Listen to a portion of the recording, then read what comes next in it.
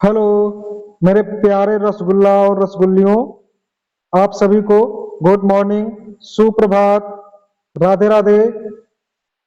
तो आइए आज करंट अफेयर्स की क्लास में मैं सभी पीटी परीक्षा तथा अन्य परीक्षाओं में सम्मिलित होने वाले समस्त अभ्यर्थियों का अपने यूट्यूब चैनल अपनी पाठशाला में स्वागत करता हूं। तो आज 4 अक्टूबर है और आइए शुरू करते हैं आज की क्लास करंट अफेयर्स। प्रश्न नंबर 1 है, हाल ही में मालदीव के राष्ट्रपति पद पर किसे चुना गया है?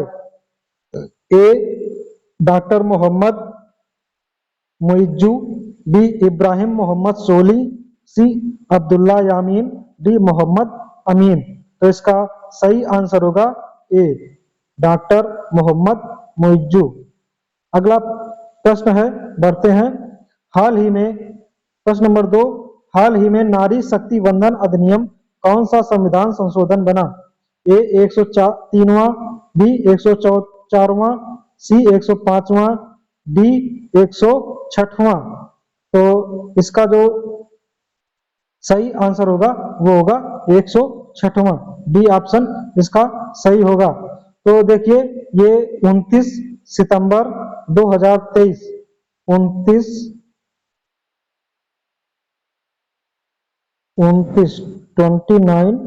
SEPT सितंबर 2023 को राष्ट्रपति ने इस पर साइन किया। अगर बात की जाए तो ये बिल नंबर जो है, बिल नंबर 128वां है, 128वां संविधान संशोधन बिल। और इसके बाद लोकसभा से पास हुआ, फिर राज्यसभा से पास हुआ, फिर प्रेसिडेंट से पास होता है, तब जाकर के कोई भी बिल एक्ट बनता है। तो ये 106 नंबर का एक्ट है। अगर बात करें इसमें क्या होगा, इसमें महिलाओं को लोकसभा, राज्यसभा और सभी राज्य की विधानसभाओं में दिल्ली सहित 33% आरक्षण मिलेगा। और ये आरक्षण कब से मिलेगा? जब ये लोकसभा के चुनाव और सर्वेक्षण हो जाएगा। तो आइए बढ़ते हैं अगले प्रश्न की ओर। प्रश्न नंबर 3, हाल ही में आकांक्षी ब्लॉकों में संकल्प सप्ताह कब मनाने की घोषणा की गई है? ए 1 से 6 अक्टूबर, बी 2 से 7 अक्टूबर, सी 3 से 9 अक्टूबर, डी 4 से 10 अक्टूबर। तो इसका सही आंसर होगा सी 3 से 9 अक्टूबर। अगला प्रश्न है प्रश्न नंबर 4, हाल ही में राष्ट्रीय औषधि शिक्षा और अनुसंधान संस्थान नाइपर का उद्घाटन कहाँ हुआ? ए सूरत, बी गांधीनगर, सी अहमदाबाद, डी राजकोट। तो इसका सही आंसर होगा बी गांधीनगर। और उद्घाटनकर्ता कौन है? उद्घाटनकर्ता है अमित शाह। अगला प्रश्न है, हाल ही में प्रेस ट्रस्ट ऑफ इंडिया का अध्यक्ष किसे नियुक्त किया गया है? ए KN शांता कुमार, बी जगदीशन, सी निहार मालवी, डी राहुल नवीन। तो इसका सही आंसर होगा KN Shanta Kumar, A option इसका सही होगा। बढ़ते हैं अगले प्रश्न की ओर। प्रश्न नंबर 6, हाल ही में मुख्यमंत्री निर्माण श्रमिक पेंशन सहायता योजना कहां प्रारंभ हुई? ए छत्तीसगढ़, बी ओडिशा, सी झारखंड, डी असम। तो इसका सही आंसर होगा ए छत्तीसगढ़। इस योजना के तहत 60 वर्ष से जो भी ऊपर के श्रमिक होंगे, निर्माण श्रमिक, उनको प्रति माह 1500 रुपए पेंशन दी जाएगी। लेकिन ये पेंशन कितने वर्षों तक दी जाएगी? ये 10 वर्षों तक ही पेंशन दी जाएगी। मतलब यदि कोई 60 वर्ष का व्यक्ति हो गया तो 60 से 70 वर्ष तक ये पेंशन आपको मिलेगी। आप भले ही 100 वर्षों तक दिए, लेकिन आपको पेंशन 10 वर्ष ही सरकार देगी। तो आइए अगले प्रश्न की ओर बढ़ते हैं। प्रश्न नंबर 7वां, अंतरराष्ट्रीय T20 मैच में 300 रनों का आंकड़ा पार करने वाली दुनिया की पहली क्रिकेट टीम कौन सी है? ए आयरलैंड, बी नेपाल, सी मंगोलिया, डी अफगानिस्तान। तो इसका सही आंसर होगा बी नेपाल। नई नई टीम दोस्तों, और इसने नया नया कीर्तिमान बना दिया।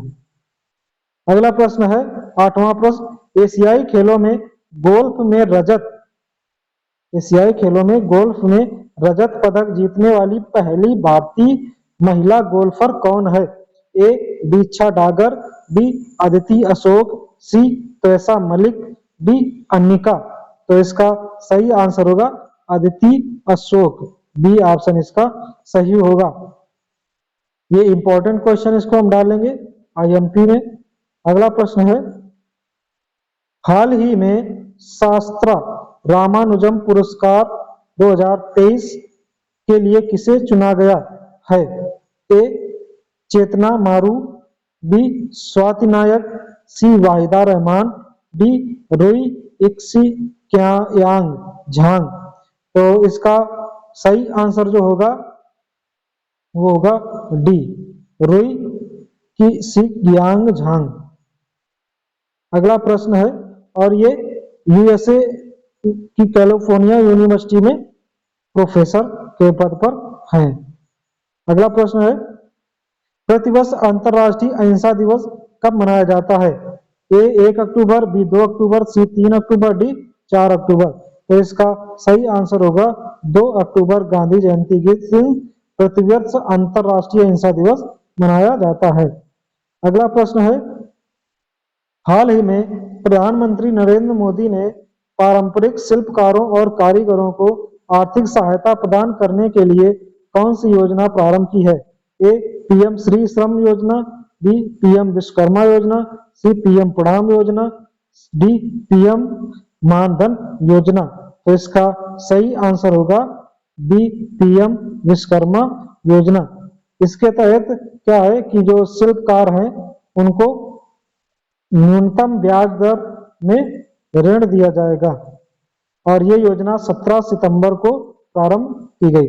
अगला प्रश्न है, आदि शंकराचार्य की 108 फीट ऊंची प्रतिमा स्टैचू ऑफ वननेस का लोकार्पण कहाँ किया जाएगा? ए मध्य प्रदेश, बी गुजरात, सी उत्तराखंड, डी हिमाचल प्रदेश। तो इसका सही आंसर है ए मध्य प्रदेश। अगला प्रश्न है, हाल ही में प्रधानमंत्री ने इंटरनेशनल कन्वेंशन और एक्सपो सेंटर यशोभूमि का उद्घाटन कहाँ किया है? ए सूरत, बी बेंगलुरु, सी मुंबई, डी नई दिल्ली। तो इसका सही आंसर होगा नई दिल्ली। अगले प्रश्न की ओर बढ़ते हैं। प्रश्न नंबर 14, हाल ही में यूनेस्को की विश्व धरोहर सूची में शामिल होने वाला 41वां भारतीय स्थल कौन सा है? ए काकतीय रुद्रेश्वर मंदिर, बी धोलावीरा, सी जयपुर शहर, डी शांति निकेतन। तो इसका सही आंसर होगा डी शांति निकेतन। तो साथियों, शांति निकेतन की जो स्थापना है वो की थे गुरु रविन्द्रनाथ टैगोर ने इसकी स्थापना की थी, और ये शांति निकेतन विश्व भारती की यूनिवर्सिटी जो है उसमें है, और ये कलकत्ता में स्थापित है। अगला प्रश्न है, और क्लास का ये अंतिम प्रश्न है, हाल ही में भारत ने किस देश के राजनयिक को निष्कासित किया है? ए कनाडा, बी उत्तर Korea, C Pakistan, D Afghanistan. तो इसका सही आंसर होगा ए कनाडा। ये देखो, एक को अभी तक निष्कासित किया था, और आज तक की जो सूचना है वो 41 राजनयिकों को और निष्कासित करने का भारत सरकार ने फैसला किया हुआ है। तो फ्रेंड्स, यह आज के करंट कुछ इंपॉर्टेंट करंट क्वेश्चन थे। आशा करते हैं जानकारी अच्छी लगी होगी। चैनल को लाइक करें, चैनल पर नए हैं तो सब्सक्राइब करें। इसी के साथ दोस्तों क्लास को समाप्त करते हैं, मिलते हैं अगली वीडियो में। तब तक के लिए जय हिंद।